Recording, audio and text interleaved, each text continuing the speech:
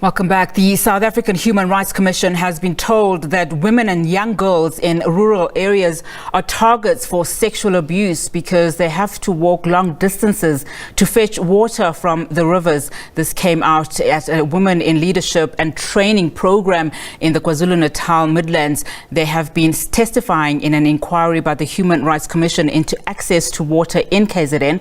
Now, let's discuss this further. We're now joined via Zoom by Pavershree Padayachee, who is the Commission's acting provincial manager. Pavershree, thank you so much for your time. Of course, this is devastating news, particularly if you look at what month we are currently commemorating as women. Now, of course, this inquiry is an ongoing one, and it stems from systemic challenges around the access, to water across various districts, I would imagine, in KwaZulu-Natal. But just how much role did the recent floods play in all of this that is now being uncovered in these interviews? The damage caused by the floods has been it has impacted on the province of KZN quite substantially. eThekwini has been one of the areas that has been hardest hit as well. But I think it's important for us to note that the challenges relating to access to water predates the challenges and the damages that resulted from the issue of the floods.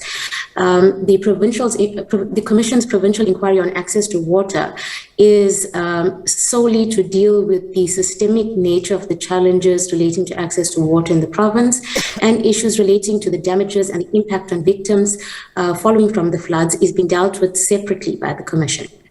Now, of course, in my intro, we talked about, how this has made it worse, accessing water for women and young girls in as far as sexual abuse is concerned. Just talk to us about, those findings. What are some of the people that are currently testifying saying to you, and how bad is the problem in KZN?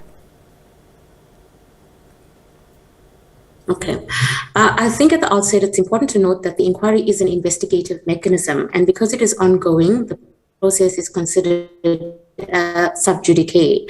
A lot of the things that witnesses are saying, or the testimony, has to be dealt with in a certain way so that the process and the proceedings of the inquiry are not jeopardized in any way. What I am able to say is that, yes, we've heard from witnesses who have indicated that there are safety concerns with regards to girl children having to collect water.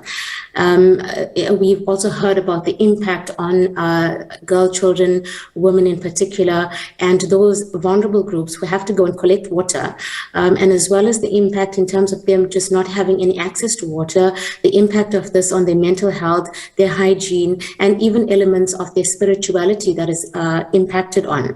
We've heard that there are various rituals that are required to be performed, which does require water source, and without access to water, this impacts significantly even on cultural practices.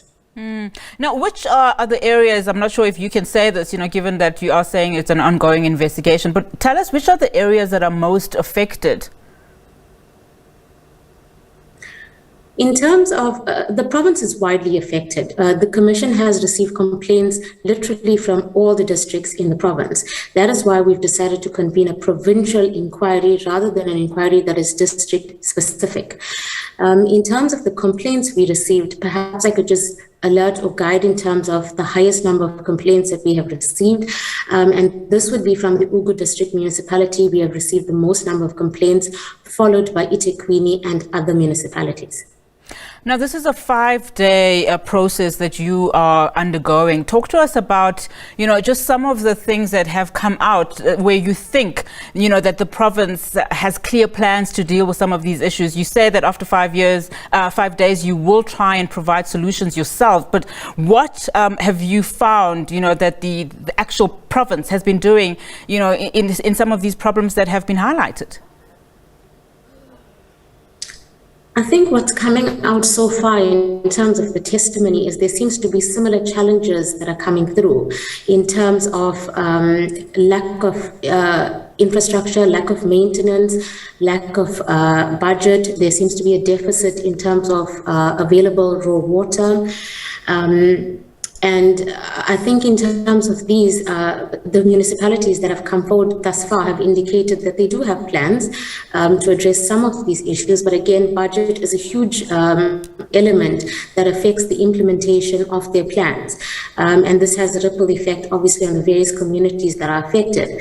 At this stage, the Commission would have to still assess and determine in terms of the plans that have been put forth as to whether these are sufficient in addressing the needs of the community in terms of access to water. I know that you are currently in KZN, but as you rightfully said, these are issues that stem from systemic challenges across the country.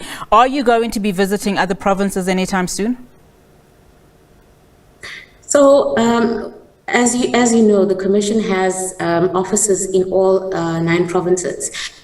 And our respective provincial officers are having separate inquiries in terms of the violations that they have received. So there have been some provinces that have already had these sort of inquiries on access to water in their respective provinces, such as Mpumalanga, the Eastern Cape, for example, and other provinces will also be looking into these issues. Pavershree, that's where we leave it for now. Thank you so much for your time, Pavershree Padayachee. She's the Commission's acting provincial manager.